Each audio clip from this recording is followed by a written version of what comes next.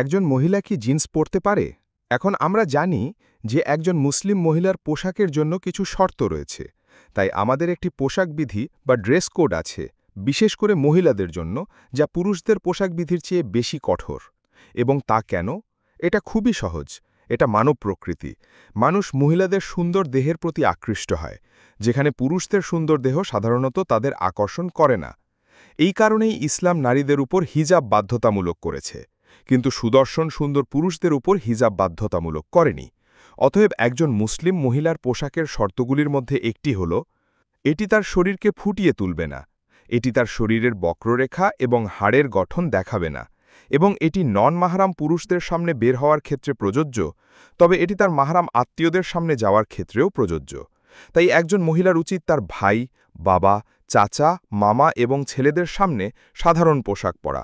এই সাধারণ পোশাকগুলো প্রলুব্ধকর হওয়া উচিত নয়। যদিও তারা তার মাহরাম, দিনের শেষে শয়তান তো সেখানে থাকেই।